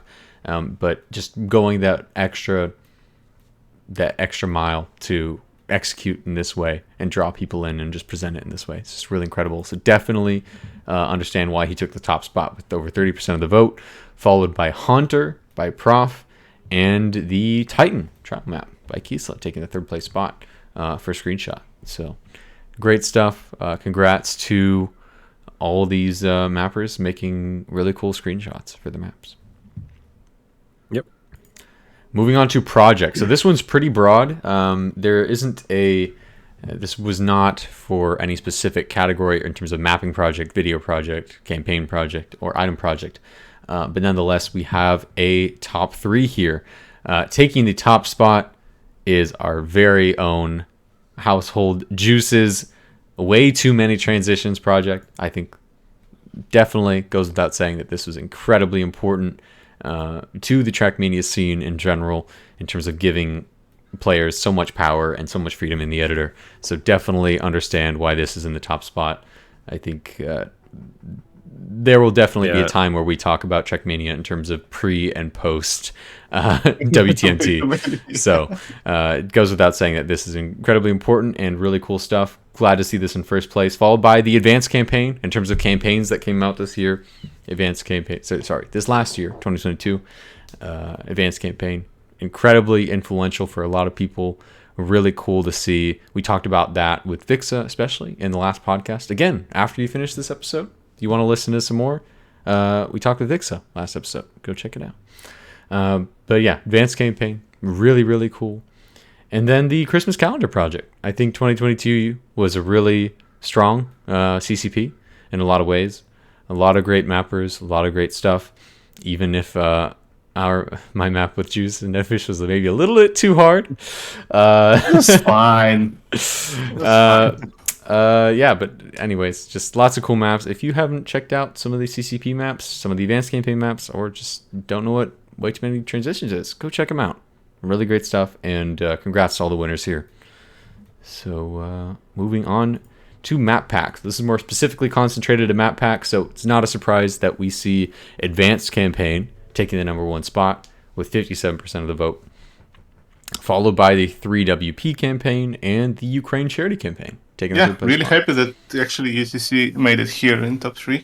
Thanks everyone who voted for it. It was a big project for us in TMA, and we really wanted to try to help as much as we could. So yeah. That's Cool true. stuff. Yeah. And I think it's pretty clear that these are 3 campaigns that have had an impact on people because they were by far the most voted out of this category. So congrats to everybody involved in all these campaigns. Great campaigns. Check them out. Give them a look. Next up, we have, we can still talk about this, even though it's not specifically mapping related, but Driver of the Year. We got Mutta and Carl Jr. tied for first place, followed by Mime taking the third place spot. So congrats to them.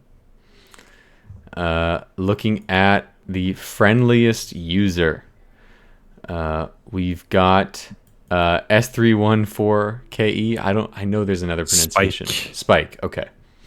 Yeah, he's an amazing streamer. He does like a lot of different stuff, like mapping and hunting sessions and everything. Like, yeah, he's one of a kind community member, to say the least. Yeah, very wholesome, very fun, great streamer, great personality in the community in general. If you haven't checked out him, check him out. Followed by Ibo. I think just, definitely, this is just a shoe-in for this category. Ibo, incredibly friendly, incredibly inclusive, incredibly passionate person in the TrackMania community. He's always going to be in the top of one of these lists for everything he does for the community and just on an individual basis. Really, really cool dude. Shout out to Ibo. And following up with Vixa. I think another person on this list that definitely deserves to be on this list. Obviously, an incredibly accomplished and talented mapper and just person in the community in his own right, but is always staying involved and staying passionate and friendly and involved with everybody, and is always talking with everybody no matter what your skill level or who you are. He's always providing great insight and just being really friendly and cool dude in general. So shout out Vixa, shout out Spike, shout out Ibo, and all three of the folks that were in this category, and everybody else who was nominated as well, including Ealipse in 7th place. Yeah. Beat out narrowly by Ski Freak for friendliest users. So Ski Freak more friendly than me. Yeah. It seems. Definitely. Moving on to TMX Helping Hand, an interesting category. But again, not a lot needs to be said here. Ibo taking a strong first place here, 54% of the vote. Congrats to Ibo, followed by Ozone and Westcombe, taking the second, third place. So yeah, shout out to these three winners: Ibo, Ozone, and Westcombe. Item Maker. Another shoe-in probably for this year. Juice taking the first place spot with over 50% of the vote. Largely attributed to his way too many transition set primarily, as well as a couple expansions. 2022, Yeah, this is 2022, so this is not including Roadgrass and other things and other expansions he put out this year. Did I release? I just forgot. When did I release the uphill, downhill additional extension for Way Too Many? Was it 2022 or 2023? I think it was the start of this year. I think it was January. I think it was start of this year. Yeah, probably. So, but either way, but even without all of that, we're seeing Juice take the top spot for Item Maker for 2022. And with what he's already put together for 2023, and I'm sure some other stuff that he might have in the works, we could see him taking this top spot next year too. So we'll really just have to see.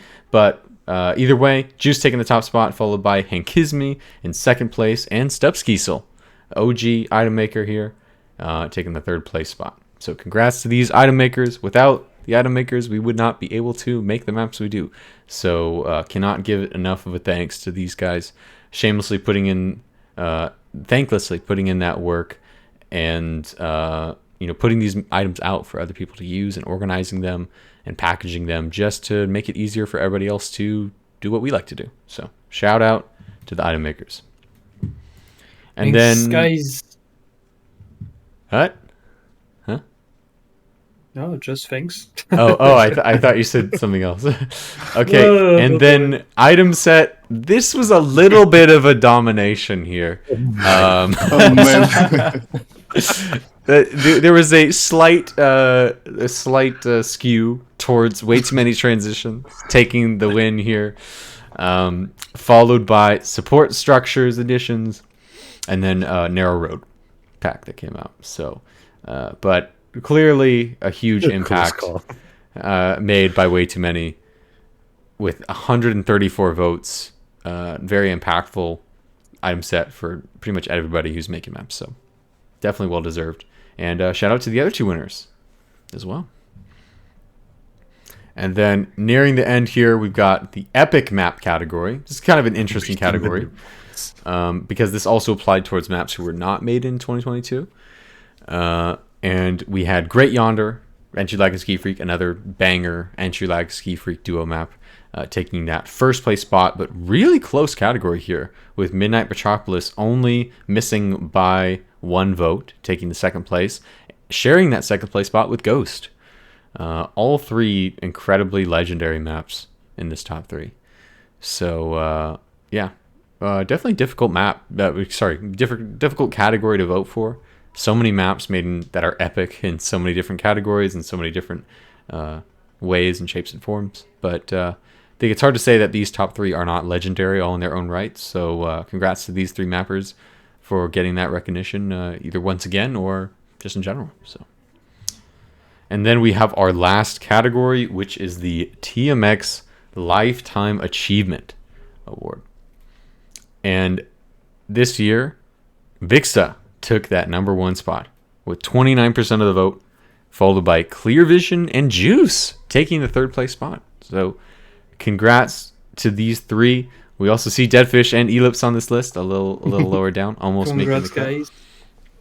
But yeah, I think all three of these mappers had great, not just great 2022s, but have been doing great stuff over the last couple of years in Team 2020 and even beyond. I think all cannot complain at all with all three of the people on this list, and especially congrats to Vixa for taking that first place spot, and congrats to Clear Vision and Juice. All three have been doing great stuff, putting out stuff on TMX and on Exchange for a long time, and really just killing it all around. So congrats to the winners. So that took a little while, but yeah, those were your TMX UCA 2022 results. If you want to take a look at it for yourself or see any of the other categories, head over to trackmania.news and you can see all of those results there. But yeah, that was it in terms of the news for the last couple weeks. Took a bit longer. It took a little bit longer than normal, but we wanted to quickly touch on a couple of maps that came out the last couple weeks that have just been really cool. Starting with Hallelujah Mountains. This was picked for TOTD Crasher. The TOTD Crasher, yeah. There was some issue on the back end that caused the compression of the thumbnail to change in between being sent in and uploaded to the server somehow. And it didn't allow the map to load on the server. So unfortunate, but overall this was a really cool map. And if you missed it, go check it out. Really fun, fast, mixed route through some floating archipelagos by the ASCII guy and the who was the Orbital. Cool map from them. We also have Frost Nova. This is also track of the day. This was by Prof 10, another classic map from Prof. Just overall, just again, like we talked about before, really refining his style and both his route and scenery ability. Incredible atmosphere, incredible to see what he can do with all these vanilla blocks and composing them in such interesting ways, and then integrating the blocks that are custom in such seamless ways that it just blends perfectly into the vanilla scenery.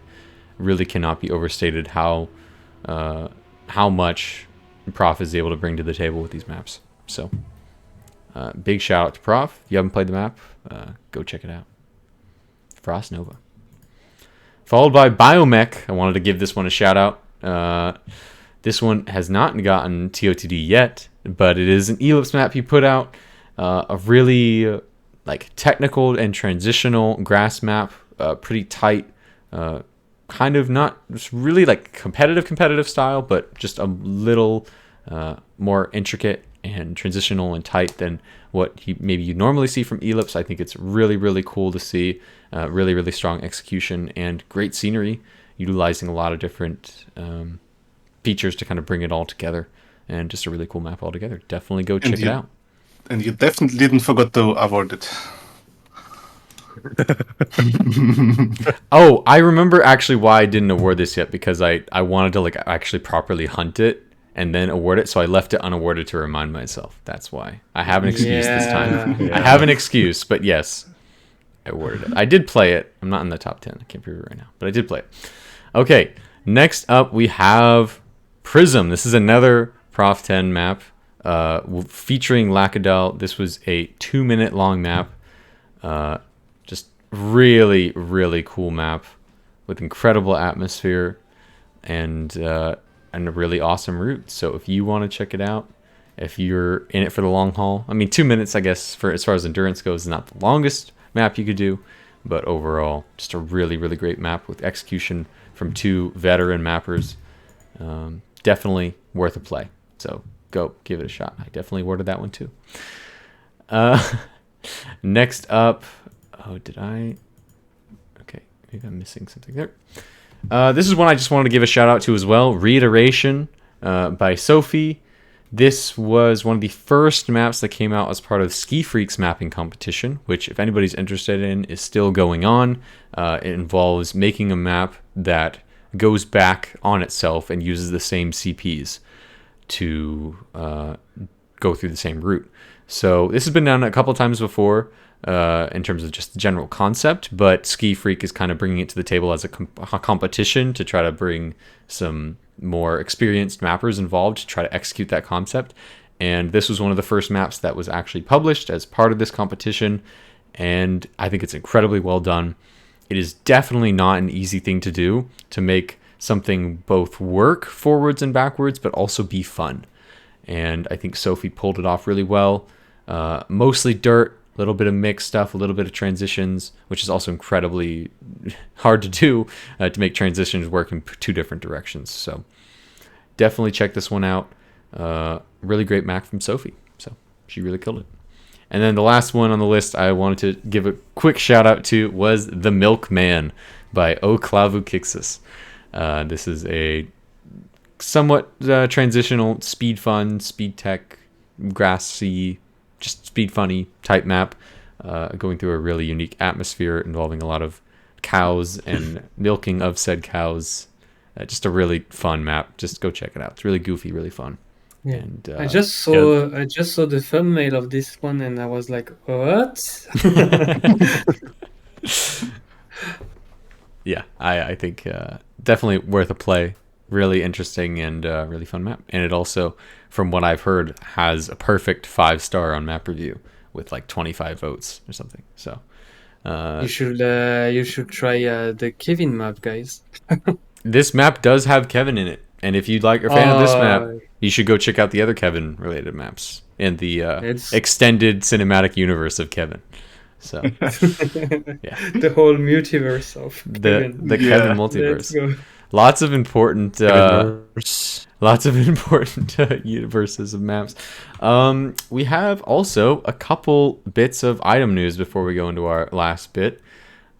We have the ASCII scenery set that has been actually the one that we kind of talked about a little bit before is now out. So this, if we forget, we mentioned this is a set of macro blocks that are using, I'm pretty sure, entirely default items, vanilla items that are kind of compiled and organized in a way so that you can integrate them into your own maps and build scenery towers or just other scenery elements to either add on to existing scenery or compose your own scenery, different skins, different colors. Kind of a good piece of entry going into, if you're a beginner mapper or a beginner scenery mapper that's just trying to kind of get their foot in the door and make some vanilla style scenery. It can be a great tool to get started, but it's also been used by some more veteran scenery mappers to kind of just assist their process, and they've had really good experiences with it as well. I think Ealipse, you've played around with it a decent amount now. Can you say anything about it in your experience? I mean, I played around it firstly on the red map you see in the video. It's a full plastic map. Basically, I think I used like 1.5 hours on like the whole scenery. Other than that, I also used it on the biomech map. But as the same that Squiggle did on his Steel Symphony, I kind of modified them a bit. So they also work not only like standalone scenery, but like you can make them basically as like a template to fit your type of scenery that you want to do. So it's basically like the entry to the scenery start is like really low at the moment with that. So that's good. It's incredibly well said, and like you said, like you were able to really utilize it effectively, and it's been used incredibly effectively in maps like Steel Symphony, a map that has already established itself as one of the best maps that has come out this year in general. So definitely great use cases for these macro blocks. Go check out the set. When you download it in the game, I can show you real quick. This actually might look a little bit different, but because I think there are some thumbnails, if I'm correct now, they're like some previews, or is that not working? Do you know if like in the actual macro block thing? If you updated, I didn't have it already updated. Yeah. Okay. So for me, there's no thumbnails here, but you can pick them out. They're in a set. They look like this, and like you saw in the video, you can just kind of play around with them, reskin them, and do what you want. So really, really cool set from ASCII. Go check it out. And then the last thing of mapping news is that we actually have some new vanilla items. I couldn't remember if these were the only ones. I think there were a couple others that I'm missing, but we have some default hole blocks now, which is pretty interesting. They have these in every single variant. They also have the water variant, which I think had already discovered some bugs. I know Deadfish put out a map related to falling through stacked water holes like this. There was some... Yeah, there's like a black road with water, which is also really interesting block. There's some weird stuff going on with these, and they might get some updates, but where is that? Yep. In it's from 7. 7, yeah. 7. Yeah, the block number 6 is very weird. Very interesting type of stuff. So I think we'll see a lot more of these being used in the future in different ways. They might get some updates because of some weirdness, but overall, really cool. Another interesting addition was these penalty stripe in the middle of the road blocks. I guess the general intent for these was either to serve as slowdown, brief slowdowns. You can combine them. Like if you place one next to other, next to each other, then it will be longer. So you can do like this. Yeah. You can make some interesting things with these for as far as slowing down. Although I think a lot of mappers would generally suggest, in most cases, if you're making a more normal style map, to not have extensive amounts of slowdowns to kind of kill the flow. But just some interesting possibilities that we might see with these, and just being very accessible. You can combine them like they said, and then there's different variants. They've got the ice variants as well. The snow, I should say. So should be interesting to see what people do with these if they get applied in interesting or cool ways. It would be cool to see them with like normal materials, like normal dirt or normal ice. I think that would be nice too, because I mean, when I saw this, the first thing I also thought of was like starting SDs or starting auto slides. But we don't have the non-penalty surfaces, so it's a little bit dumb to start SDs or slides with penalty surface. But we could see that in some maps too. It really just depends on the implementation. So I guess kind of remains to be seen. Another thing we got in the new update, I guess I'll start with this too. This just kind of filling in some stuff that wasn't in before. So previously we had these variants of the normal surfaces, I guess the more typical non-penalty surfaces, but they didn't exist for penalty, so now they do, which is very nice to see. We also have these new special blocks for both the boosters and effects, as well as the finishes specifically, which are these kind of center of the block rings. You see they placed in block mode. They're centered, they're kind of like rings, but they're the gate shape. And the other notable thing about these blocks is that they are kind of modular in a sense, where you can combine them into larger shapes. You can even make, I guess, like holes. If you place one, now you have this kind of confusing hole where you don't get the effect if you go in the middle. You can make some interesting things here. But it's really cool to see. It's not really something, I guess, anybody was really expecting NADEO to do. Yeah, but this is good stuff, really good stuff, especially for finish. We finally can make bigger finishes without doing some custom items. That's good. Yeah, that's great to see too. I think, like you said, especially for finishes. And they didn't make these for checkpoints. That's the one thing they don't have, is big, giant checkpoint gates. But for every other conceivable either finish or different type of effect or booster block, these are there. So go check them out. I think there's one other thing I'm missing besides this, but they also implemented this specific variant into the mix of the road sets for the dirt as well, I think, and sausage. Yeah, and ice. No, not for ice, sorry. There is no tilted ice. For this kind of this road straight to chicane bank 1-up variant, I was definitely a little confused by this. At first, I thought it was a mistake because it wasn't explicitly mentioned in the patch notes that this was going to be added, but it was added and it was included as like in terms of counting towards the total number of items in the patch notes. But it's also the only variant that was included, so I'm curious to see if they'll add different variants. Kind of, I know we've had this block in previous games, and that kind of explains that. But yeah, it's from TMNF, Yeah. or like even from TMN originally. So, Yeah. but this block, I always honestly in TMNF I always like not like hated it, but didn't like it because it's like super weird block. Yeah, I think it's definitely of the variants. Again, like you said, it was from previous games, so it makes sense that if they were going to put one in, that they would use something like this. But as far as overall applications, it does not have as many applications because it is there's a big slope on it, which means you can't really use it at very high speeds in any way, really.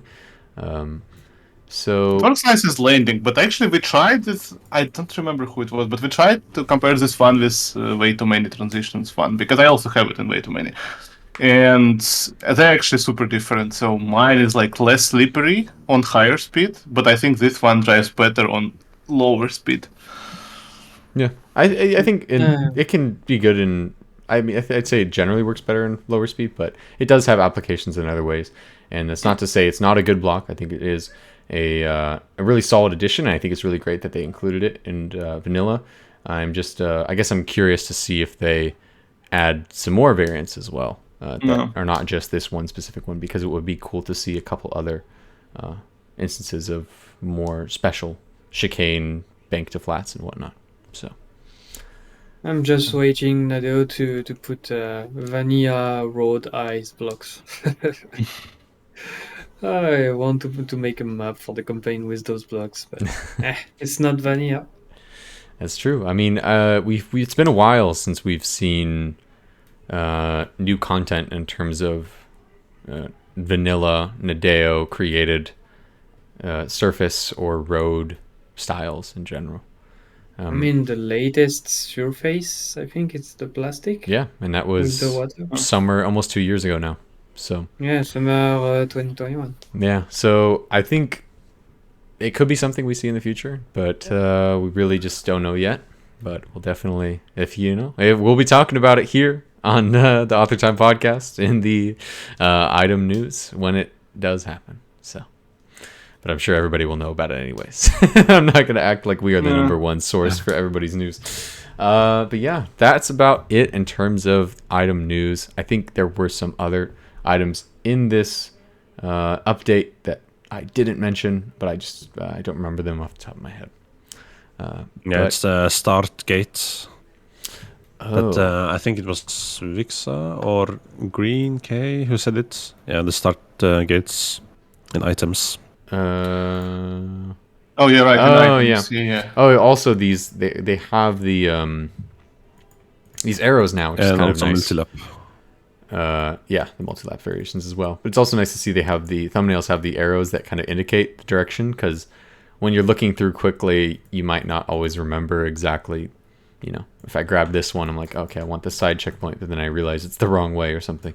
So it's cool to see that they added those. Just a nice little bit of polish, or just accessibility feature, I guess you could say.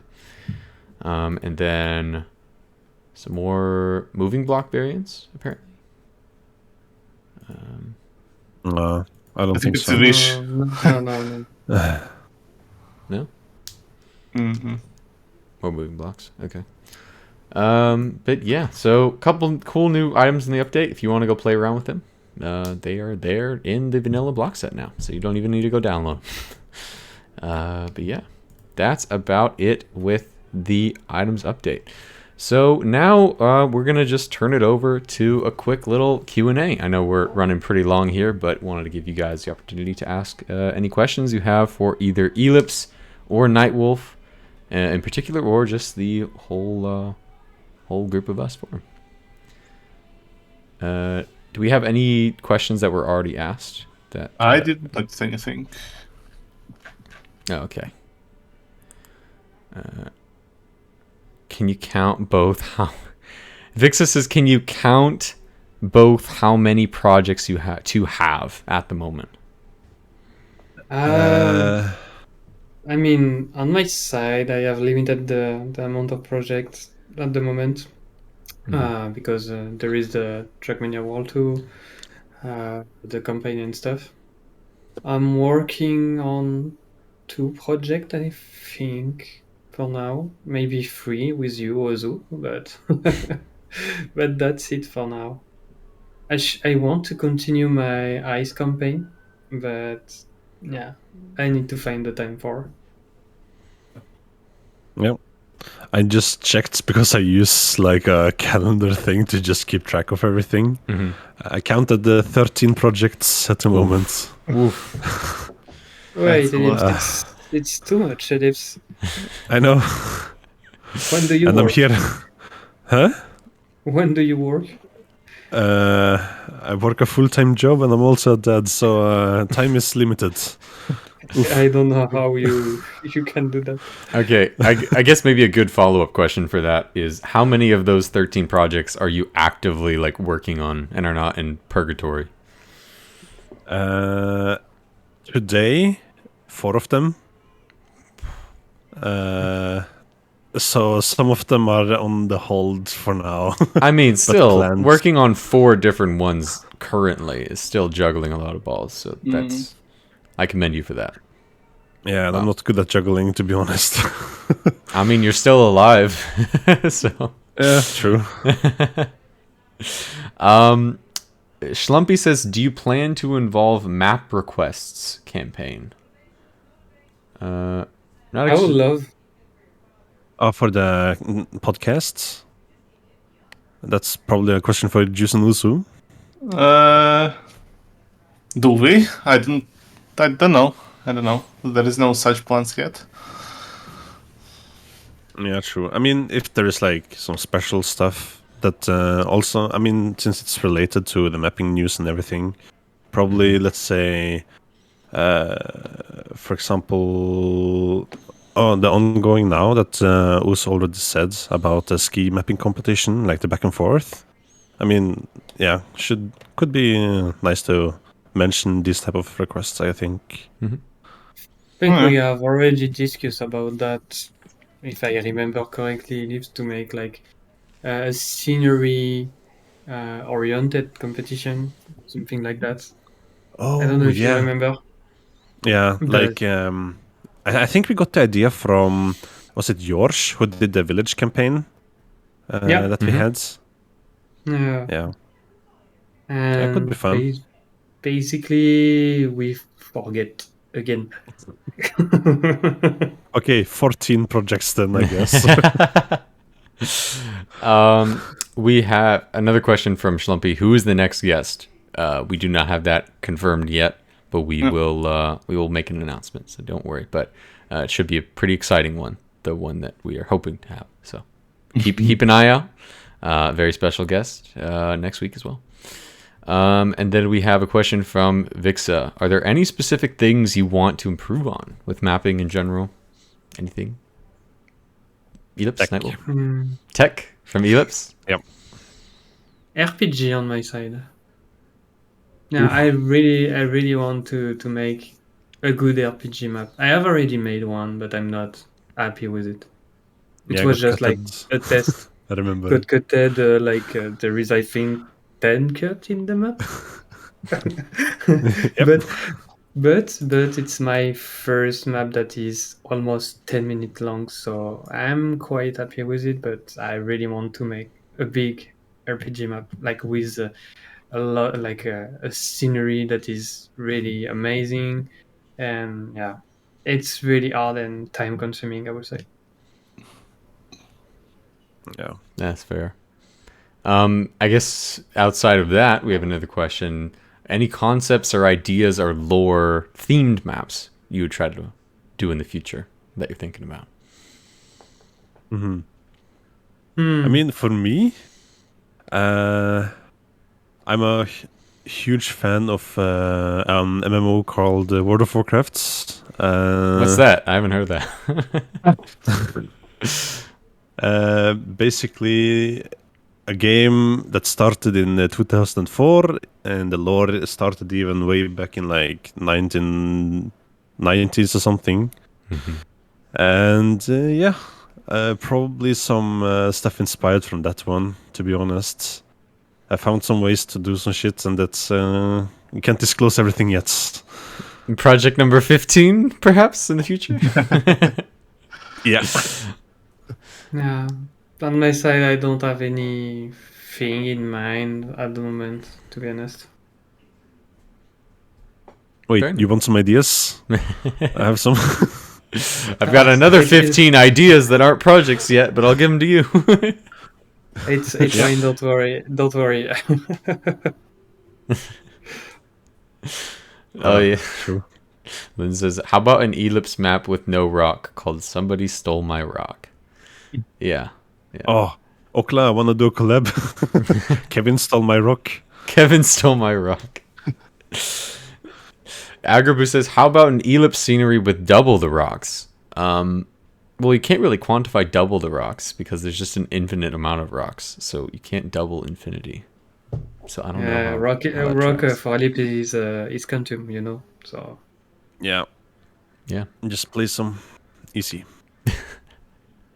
Well, I think on that note, I think it's been great having you guys on. I think you two have obviously been super involved in the community for 2020 for quite some time now and have contributed in all sorts of different ways. So it's great to hear from you both about your process and how you've approached things. And thank you so much for being on. Is there anything you two want to shout out as we end this podcast here? I mean, not really. I'm just really tired. There's too many. There's too many possibilities to shout out people. Yeah. Go to ealipse.com. Also. Ealipse.com. Yeah, ealipse.com. yeah. And click the dings and press the yellow button. Very good. Well, aside from going to ealipse.com, definitely if you want to see more podcasts like this in the future, hit the follow button down there. Hit the follow. It's that easy. It's free. And you can see our faces talking every 2 weeks. We bring on a special guest, talk about all the news, all the items, anything and everything related to mapping. We're going to be here talking about it. And if you're not already in the TMA community, head on over to tma.gg, check out the Discord, TrackMania Mappers Assembly, doing all sorts of mapping stuff 24/7 there. And with that, thank you again so much for Ealipse and Nightwolf for joining us today.